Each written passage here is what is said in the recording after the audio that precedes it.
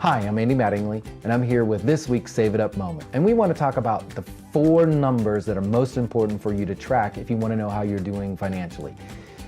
If you don't want to get into budget and big spreadsheets and all those types of things, you can focus on these 4 numbers and you know how you're doing. The first one is your FICO or credit score.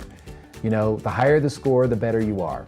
If you're at least 700, you're doing pretty good. Get over 750, you're probably going to get the best rates possible.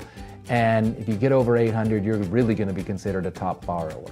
This number is important because it basically says how much you're going to pay for any credit that you get, maybe even your insurance rates, and it could even determine jobs and other services. So, you know, you can work on building your credit score by paying things on time, utilizing your credits smartly, and making sure you don't have any hiccups in anything that's going to be reported on your credit.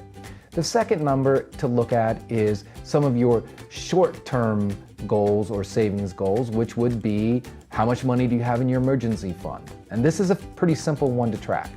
You basically take the amount of dollars you have in your emergency fund and you divide it by your total expenses for a month. That number then says how many months you can live off of your emergency fund if something really happens. You want to try to get to at least 6, and if you get to 12, you can stop funding that emergency fund and move on to funding other things that you need to save for. So that's the second number. The third number, and it's a simple number that you can figure out, is how much are you saving for retirement? And basically this is a percentage. How much of your money is going into your retirement account on a percentage basis? You want to be at 10 to 15%. That's a great place to be. So if you're less than 10 and you've got room to put more money in your 401k, start increasing your 401k 1% at a time per year, and you'll get to that 10 to 15%.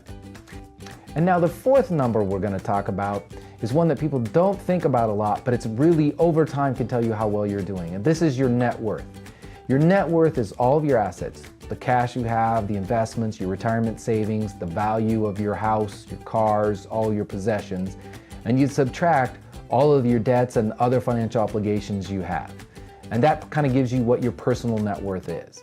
And over time, you want to see that net worth growing because you're paying down your debts, your house is adding value, and that you're saving more money. So this is a number that you maybe from year to year won't change, but from 5 years to 5 years, you want to look back and make sure it's growing, especially as you get into your older age, 40 and above, you really want to see this number growing. And the best way to do it is to make sure that you invest in appreciating assets, like a house, and that you control your spending, especially if it leads to adding more debt.